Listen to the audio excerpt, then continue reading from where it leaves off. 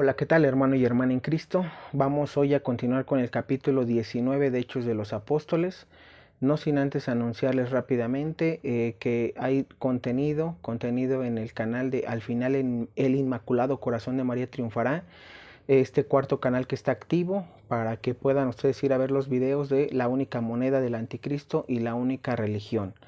Vamos a verlo a través del sínodo de la sinodalidad y quiero aclarar ahí algo importante. No es que el sínodo vaya a llevar a la única doctrina del anticristo y que por ello el falso profeta pues vaya a ser el Papa Francisco, sino que el sínodo es bueno siempre y cuando se hagan las cosas bien. En este caso estamos ahí explicando en ese video cómo las encuestas van a ser falseadas. Sí, es decir, no se van a hacer como tal a la gente. Va a ser como la política, ¿no? Que simplemente como la masonería eclesial ya está dentro, van a presentar información que ni siquiera se le hizo a la gente para destruir a la iglesia desde dentro. Entonces, vayan a ver el video, es importante. Y pues bueno, vamos a comenzar con nuestra oración en el nombre del Padre, del Hijo y del Espíritu Santo. Amén. Ven Espíritu Santo y llena los corazones de tus fieles y enciende en ellos el fuego de tu amor. Envía Señor tu Espíritu y todo será creado y renovarás la faz de la tierra. Ven Espíritu Santo, ilumina nuestro corazón para ver las cosas que son de Dios. Ven Espíritu Santo dentro de nuestra mente para conocer las cosas que son de Dios. Ven Espíritu Santo dentro de nuestra alma, que nosotros le pertenecemos solamente a Dios. Santifica todo lo que pensemos, hagamos y digamos, para que todo sea para la gloria de Dios. Amén. En el nombre del Padre, del Hijo y del Espíritu Santo. Amén.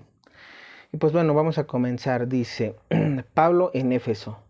Mientras Apolo estaba en Corinto, Pablo llegó a Éfeso, atravesando las regiones altas. Encontró allí algunos discípulos y le preguntaron: ¿recibieron el Espíritu Santo cuando abrazaron la fe? Le contestaron: ni siquiera hemos oído decir que se reciba el Espíritu Santo. Pablo les replicó: ¿entonces qué bautismo han recibido? Respondieron: el bautismo de Juan. Entonces Pablo les explicó: si bien Juan bautizaba con miras a un cambio de vida, pedía al pueblo que creyeran en aquel que vendría después de él, esto es, en Jesús. Al oír esto se hicieron bautizar en el nombre del Señor Jesús, y al imponerles Pablo las manos, el Espíritu Santo bajó sobre ellos y empezaron a hablar lenguas y a profetizar. Eran unos 12 hombres. Y pues bueno, aquí nos quedamos rápidamente en esta parte.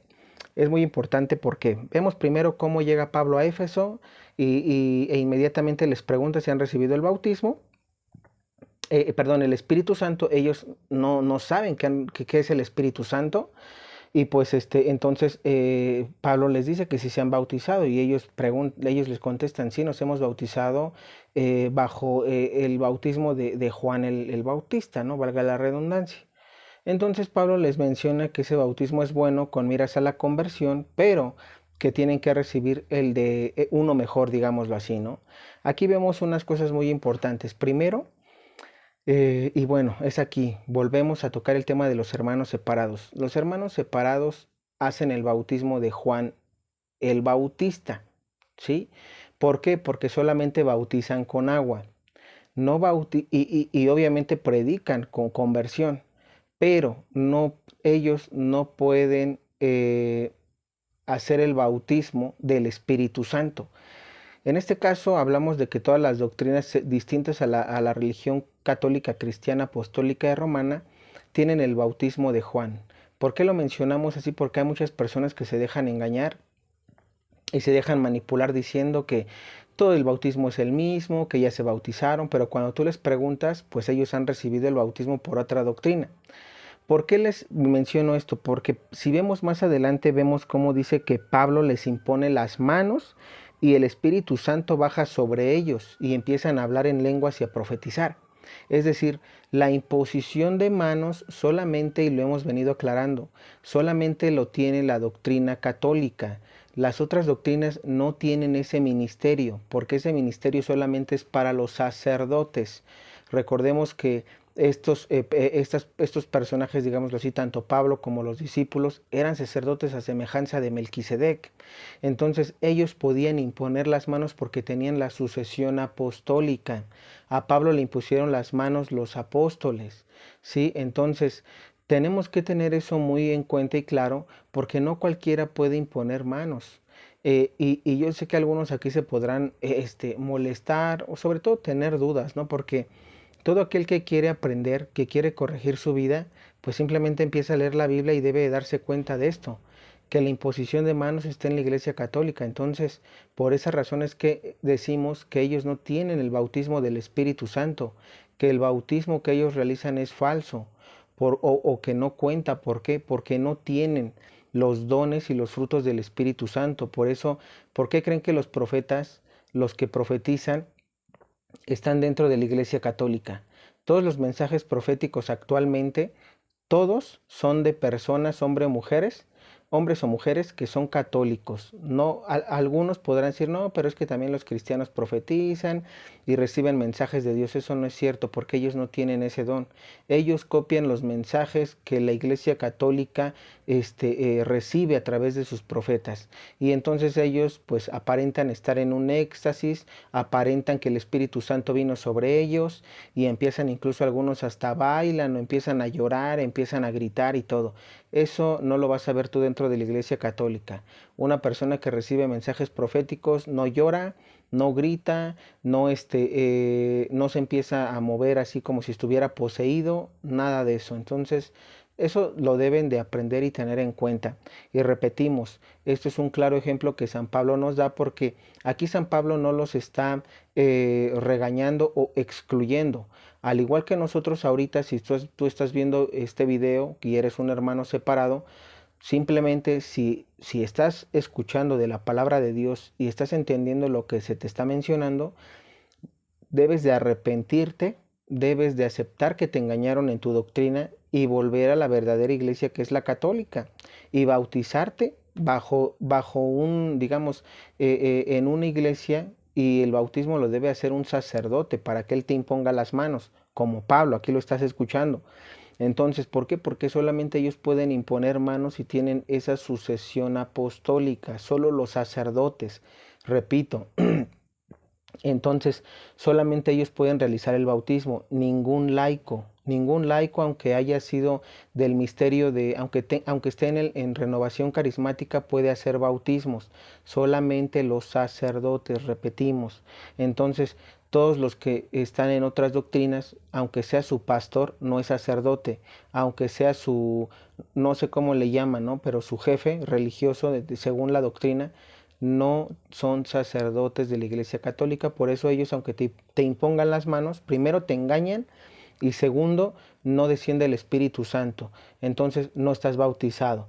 Repito, para aquellos que ahorita quieren convertirse, que están creyendo, que pueden escuchar este video y que lo pueden analizar, no se les excluye de la iglesia. Arrepiéntanse, regresen a una parroquia, hablen con el sacerdote y vuélvanse a bautizar. El sacerdote va a comprender y los bautizará aunque ya tengan 50 años, 60, 70, 30, 20 o 15, la edad que sea no importa. El punto es que tú creas en Jesús y en el verdadero evangelio. Bien, vamos a continuar. Luego dice, Pablo entró en la sinagoga y durante 3 meses les habló sobre el reino de Dios, tratando de persuadirles. Al ver que algunos en vez de creer se endurecían más y criticaban públicamente el camino, se separó de ellos. Tomaba parte a sus discípulos y diariamente les enseñaba en la escuela de un tal Tirano, desde las 11 hasta las 4 de la tarde. Hizo esto durante 2 años, de tal manera que todos los habitantes de la provincia de Asia, tanto judíos como griegos, pudieron escuchar la palabra del Señor. Y aquí viene algo también muy importante, ¿no? Vemos cómo en este caso estamos hablando de estas personas que no creen en Jesús, que no creen realmente en el verdadero, inclusive bautismo, hermanos separados. Tú platica con ellos, haz como Pablo. Tú ve, predícales sin importar que no te escuchen. Aquí vemos un ejemplo claro de Pablo. Si ves que te empiezan a agredir, si ves que te empiezan a insultar, si ves que empiezan a murmurar o no creen, entonces en ese momento tú te alejas, tú ya hiciste tu trabajo de compartirles. ¿Y qué es lo que procede? Evangeliza a los que sí escuchan la palabra, que es lo que nosotros estamos haciendo. Es decir, independientemente de los que crean, no crean, si son muchos, son pocos. Aquí vemos cómo Pablo, por 12, escuchen bien, 12 personas solamente fueron las que se bautizaron, creyeron en Éfeso, de todo el pueblo. 12 personas son las que Pablo evangelizó. Primero evangelizó, después bautizó con la imposición de manos y ahora sí tienen el bautismo del agua y del Espíritu Santo, y después vemos cómo les empieza a predicar durante 2 años, porque dice, bueno, los demás no me escuchan, ustedes sí, a ellos los preparó durante 2 años, 5 horas diarias se dice que se reunían para precisamente aprender del Evangelio. Nosotros a veces con 20 minutos de un video, media hora, y ni siquiera diario se aburren o no quieren escuchar, no quieren verlo. Pero aquí tenemos un claro ejemplo de Pablo, cómo 5 horas diarias estuvo con ellos durante 2 años. Es decir, a veces muchos de nosotros pensamos que escuchar la palabra de Dios y, ya aprendí, o, yo ya sé. Y no es cierto, porque aquí estamos dándonos cuenta cómo ellos se tienen una preparación para mí muy pesada, porque es como una escuela, 5 horas diarias durante 2 años no es cualquier cosa. Entonces vemos cómo para aprender de la palabra de Dios debemos de prepararnos, debemos de tener un empeño para que nosotros podamos ahora sí después de eso evangelizar a los demás, a quienes se nos acerque y nos quiera preguntar.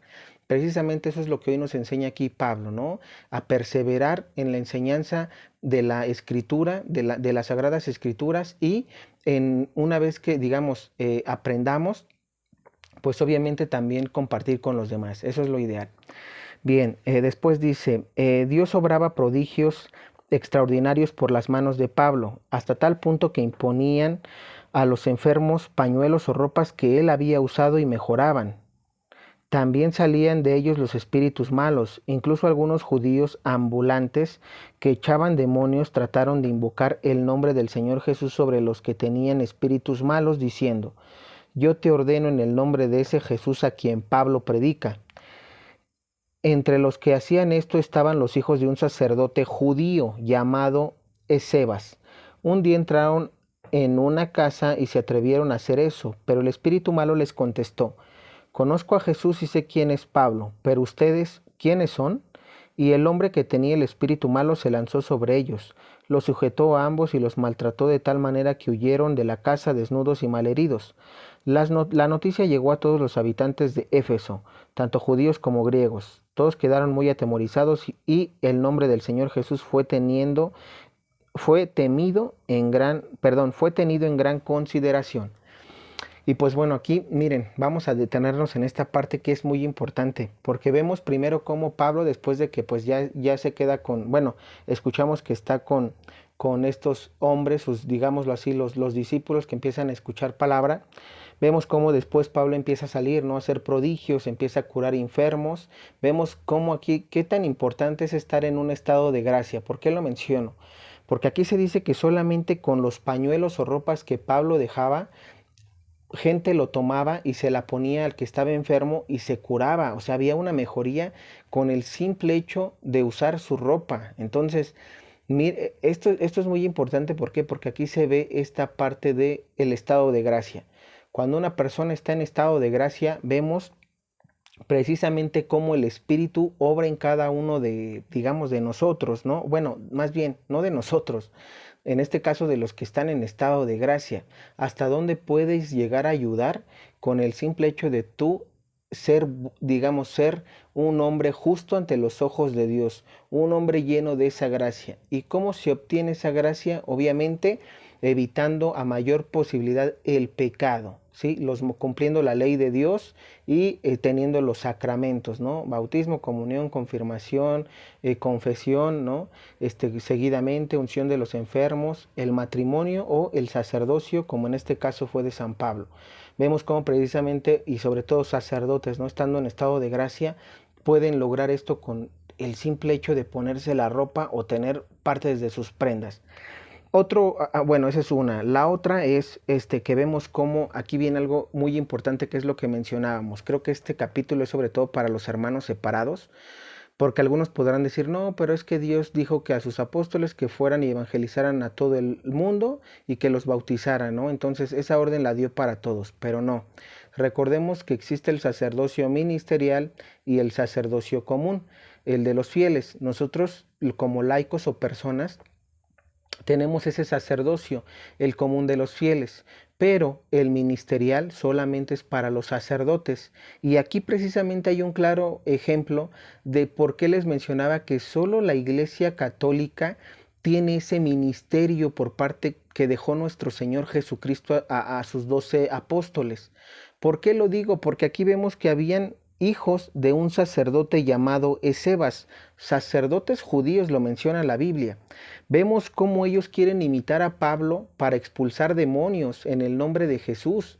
Y vemos cómo ellos entran en un lugar, a una persona poseída, y quieren expulsar al demonio. Y escuchen lo que el demonio dice: conozco a Jesús y sé quién es Pablo. Escuchen, sé quién es Pablo, sacerdote de Jesucristo, a semejanza de Melquisedec, no de los judíos. Escuchen eso, ¿eh?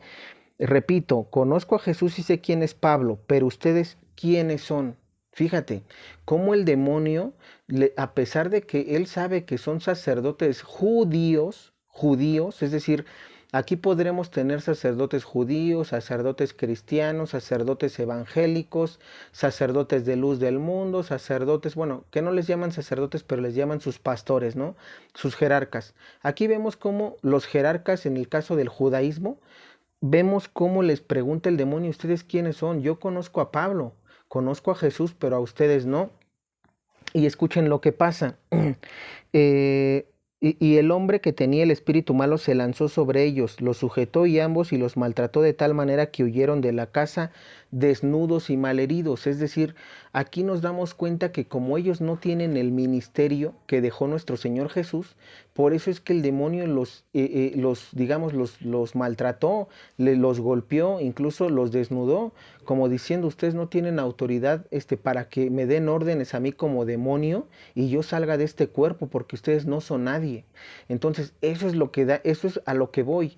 Por eso, repito, por eso es que ninguna doctrina separada, ninguna doctrina protestante, a excepción de la Iglesia Católica, puede expulsar demonios. Ninguno. Hay algunas personas que a mí me dicen que son de otra doctrina y me dicen: no, es que fuimos e hicimos liberación y expulsamos demonios. Eso es mentira. Ellos no saben realmente lo que es estar con un endemoniado. ¿Sí me explico? Eso es lo que Satanás les quiere hacer creer para que piensen que están en la verdadera doctrina. Pero realmente no. Si bíblicamente vemos cómo los judíos, escuchen bien, los sacerdotes judíos, es decir, los de la tribu de Leví, ¿sí? Ellos no tenían autoridad para expulsar demonios después de que nuestro Señor Jesucristo vino. ¿Por qué? Porque ese sacerdocio nuestro Señor lo renovó. Ya no quiere sacerdocio judío, ahora quiere un sacerdocio que instituyó nuestro Señor Jesús, a semejanza de ¿quién? De Melquisedec. Entonces, esto es muy importante. Persona que esté escuchándome de otra doctrina, comprenda esta parte del Evangelio. No lo digo yo, no lo dice el Papa, no lo dice un sacerdote, lo dice la propia doctrina, la propia palabra de Dios, lo dice Hechos de los Apóstoles, capítulo 19, versículos del 11 al 17. Entonces, para que lean, porque se supone que ustedes leen, pero entonces no han comprendido esto. Eso es lo importante, que lean y comprendan. ¿Que la Iglesia Católica podrá estar cometiendo errores? Sí. ¿Por qué? Porque dentro de la Iglesia los que están son humanos, como todos, y cometemos errores y cometemos pecados, sí, pero no por eso te vas a alejar de la Iglesia y vas a tacharla de que es falsa. ¿Por qué? Porque aquí está un claro ejemplo de por qué ninguna doctrina puede tener expulsar demonios. Cualquier doctrina que te diga que hace liberación y expulsa demonios son mentirosos, y es lo que es. Yo no voy a decir ni voy a quedar bien con el ser humano. Son mentirosos, y tú debes de abrir los ojos para que regreses a la verdadera doctrina, porque si no lo que te va a pasar es como los sacerdotes un día de estos, que el demonio te va a maltratar, te va a zarandear por estar en una falsa doctrina haciendo cosas que no puedes hacer tú. ¿Sí? Uno como laico puede evangelizar, como en mi caso, pero yo no puedo ir y expulsar a un demonio porque yo no soy sacerdote. Eso es lo que uno debe de comprender como laico, como fiel, ¿no? Dentro de la doctrina. ¿Qué cosas yo tengo permitido hacer para apoyar a mi iglesia? ¿Y qué cosas no se me permiten? Y así me lo dijera un sacerdote, yo no haría caso, porque bíblicamente es incorrecto. Otra cosa muy importante: si un sacerdote te dice que hagas cosas que solo los sacerdotes pueden hacer, como consagrar el pan y el vino, como dar la comunión en la boca y de rodillas. Si a ti te dicen da la comunión como laico, aunque seas ministro de la comunión, eso está mal porque va en contra de las Sagradas Escrituras. Entonces, son ejemplos claros que si tú ya no los quieres tomar en cuenta, pues va a quedar sobre ti. Que nunca digas que nunca se te dijo o se te evangelizó. Y bueno, vamos a concluir. Dice, muchos de los que habían aceptado la fe venían a confesar y exponer todo lo que antes habían hecho. No pocos de los que habían practicado la magia hicieron un montón con sus libros y los quemaron delante de todos. Calculando el precio de los libros, se estimó en unas 50,000 monedas de plata. De esta forma la palabra de Dios manifiesta su poder, se extendía y se robustecía. Entonces aquí vemos como otro ejemplo muy claro, ¿no? Que a mí me gusta esta parte porque vemos cómo Pablo no se rinde, es decir, a pesar de que al principio no lo escucharon y se enfocó solamente en 12 personas, vemos cómo después sale, empieza a hacer prodigios, empieza a curar enfermos, la gente empieza a creer y pues obviamente se empieza a bautizar. Tan es así que inclusive los que estaban, digamos, los hechiceros, los brujos, los santeros, todos ellos tienen una oportunidad de conversión, aunque se dediquen a la magia negra. ¿Por qué? Porque mientras uno no muera todavía tiene la oportunidad de convertirse hacia la verdadera religión para que no se condenen en el infierno.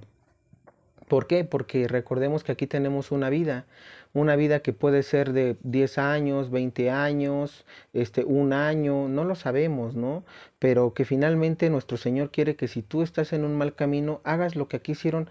Este es un mensaje, por ejemplo, para todos los brujos, los que se dedican a la brujería, a la hechicería, porque aquí dice, no pocos de los que habían practicado la magia, es decir, no pocos, muchos de los que habían practicado la magia hicieron un montón con sus libros y los quemaron delante de todos. Es decir, se convirtieron, se arrepintieron, confesaron el pecado, porque eso es lo que se dice. Pablo les predica, ellos se arrepienten, creen en Jesucristo y se confiesan y después tiran todos sus libros de los que hablaban, ¿no? Todos sus libros donde había magia negra, donde había rituales que no eran agradables a Dios, toda la idolatría fue quemada. Entonces, eso es algo de lo bonito, cómo la palabra de Dios puede transformar inclusive esas personas que hacen el mal, porque realmente la magia es mala. Entonces, esto es muy importante, ¿no? Aquí mencionar mucho que debemos orar por todas esas personas que se dedican a todo esto. Vamos a orar por ellas para que se transformen los corazones más duros, ¿no? Más, digámoslo así, con tanta maldad, pero que pues ellos, no juzgándolos, ¿no? Porque pudieron haber tenido enseñanzas de sus padres, de sus abuelos, pensando que hacían lo correcto o era una forma de ganarse la vida, o porque tal vez también ellos en su, digamos, desilusión en la vida por problemas se dedicaron a eso y los engañaron, ¿no? Les funcionó una vez una magia que por ahí les hicieron, un ritual que por ahí en el cual los trabajaron y pues por eso creyeron, ¿no? Pero recordemos que eso no dura, ¿no? Siempre el mal lo hace solamente para poder engañarte y una vez que estés dentro, pues ya te empiezas a perder tu alma. Esto es importante que lo mencionemos para ellos. Después dice, el motín de los orfebres, perdón. Después de todos estos acontecimientos, Pablo tomó su decisión en el espíritu, ir a Jerusalén pasando por Macedonia y Acaya, y decía, después de llegar allí, tengo que ir también a Roma. Envió a Macedonia 2 de sus auxiliares, a Timoteo y a Erasto, mientras él se quedaba por algún tiempo más en Asia. Fue en ese tiempo cuando se produjo un gran tumulto en la ciudad a causa del camino. Un platero llamado Demetrio fabricaba figuritas de plata del templo de Artemisa, y con eso procuraba buenas ganancias de los artífices. Reunió a estos junto con otros que vivían en artes parecidas y les dijo, compañeros, ustedes saben que esta industria es la que nos deja las mayores ganancias, pero como ustedes mismos pueden ver y oír, ese Pablo ha cambiado la mente de muchas personas, no solo en Éfeso, sino en casi toda la provincia de Asia. Según él, los dioses no pueden salir de manos humanas. No son solo nuestros intereses los que salen perjudicados, sino que también el templo de la gran diosa Artemisa corre peligro de ser desprestigiado. Al final se acabará la fama de aquella a quien adora toda el Asia y el mundo entero. Este discurso despertó el furor de los oyentes y empezaron a gritar, Grande es la Artemisa de los Efesios. El tumulto se propagó por toda la ciudad. La gente se precipitó al teatro arrastrando consigo a Gayo y Aristarco, dos macedonios compañeros de viaje de Pablo. Pablo quería enfrentarse con la muchedumbre, pero los discípulos no lo dejaron. Incluso algunos consejeros amigos suyos de la provincia de Asia le mandaron a decir que no se arriesgara a ir al teatro. Mientras tanto, la asamblea estaba sumida en una gran confusión. Unos gritaban una cosa, otros otra, y la mayor parte no sabía ni por qué estaban allí. En cierto momento algunos hicieron salir de entre la gente a un tal Alejandro, a quien los judíos empujaban adelante. Quería justificarlos ante el pueblo y pidió silencio con la mano. Pero cuando se dieron cuenta de que era judío, todos a una voz se pusieron a gritar. Durante casi 2 horas solo se oyó este grito: «Grande es la Artemisa de los Efesios». Al fin, el secretario de la ciudad logró calmar a la multitud y dijo: «Ciudadanos de Efeso, ¿quién no sabe que la ciudad de Éfeso guarda el templo de la gran Artemisa y su imagen caída del cielo? Siendo esto algo evidente, conviene que ustedes se calmen y no cometan ninguna locura. Estos hombres que han traído aquí no han profanado el templo ni han insultado a nuestra diosa. Si Demetrio y sus artífices tienen cargos contra alguno, para eso están las audiencias y los magistrados, que presenten allí sus acusaciones, y si el asunto es de mayor importancia, que se resuelva en la asamblea legal. ¿Han pensado ustedes que podríamos ser acusados de rebelión por lo ocurrido hoy? No tendríamos excusa alguna para justificar este tumulto, y dicho eso, disolvió la asamblea». Y pues bueno, aquí vemos algo muy importante, ¿no? Importante porque esto lo vemos en nuestros días. ¿Por qué lo menciono así? Porque habla de un motín, ¿no? De los orfebres, orfebres. Entonces, ¿qué es esta parte, no? Vemos cómo Pablo, pues está, una vez que ha ganado y conquistado muchas almas hacia nuestro Señor Jesús predicando la palabra, vemos cómo empieza a alborotar, digámoslo así, a los poderosos, a los ricos, ¿no? A estas personas que se dedicaban a hacer figuritas y que les iba muy bien, ¿no? Porque hacían como tal estatuas de dioses falsos, ¿no? En este caso la diosa Artemisa, a la que pues en Asia se consideraba como tal, le tenían un respeto como, vaya, era una diosa, ¿no? Para ellos. Vemos como obviamente Pablo destroza esa creencia y pues se le van encima todos los empresarios, digámoslo así, a los que les iba bien porque ellos tenían ese negocio. Se hacen una junta, una reunión y dicen: oye, ¿saben qué? Ven cómo Pablo aquí pues está cambiando la mentalidad de muchas personas. Esas personas ya no compran nuestras figuritas y pues obviamente el negocio se nos está yendo abajo, ¿no? Se nos está echando a perder por culpa de ese San Pablo, o de ese Pablo, perdón, que predica otras doctrinas, ¿no? Entonces vemos cómo se empiezan a llenar de molestia precisamente los que están junto con estos empresarios, digámoslo así, todos los que están dentro de este grupo, y lo que quieren que es pues parar y callar a Pablo, ¿no? Tan es así que empiezan a alborotar a la gente, y vemos algo que es muy triste. Vemos como 2 personas a las cuales Pablo ya había catequizado, ya había evangelizado, vemos cómo se dice la propia palabra, que se dejan arrastrar por este tumulto, ¿no?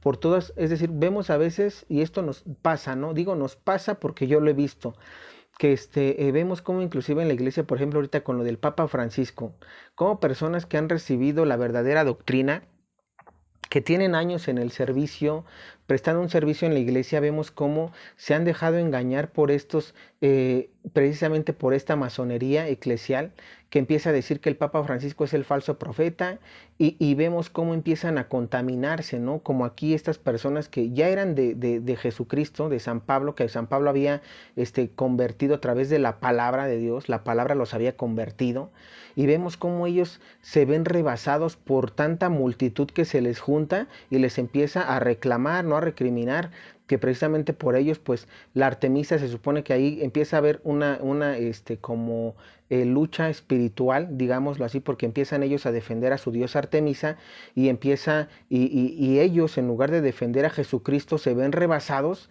se ven contaminados, ya sea que por temor, por miedo o porque simplemente no estaban cimentados y no tenían una fe recta, ¿no? Una fe cimentada, una fe que no tambaleara, y pues vemos cómo con tanta murmuración ellos vuelven a caer en la idolatría. ¿Cuántas veces no pasa eso en la iglesia católica, no? Que esta persona dice, sí, híjole, esta persona era católica y ahora ya es judía, y ahora ya es evangélica, y ahora ya es de la luz del mundo, y ahora ya es de los mormones, cuando yo lo vi en la iglesia, cuando yo lo vi prestando un servicio, cuando yo lo vi dando catequesis a los niños o a los adultos. Esto lo vemos, es decir, esta parte no se ha acabado. Y precisamente algo que es muy importante y que debemos de tener en cuenta, que independientemente de que la gente se te venga encima, independientemente de que sean 10 contra uno, uno debe estar firme como San Pablo. San Pablo quiso ir ante, digamos, este teatrito que estaban orquestando para dar la cara y defender a nuestro Señor Jesús.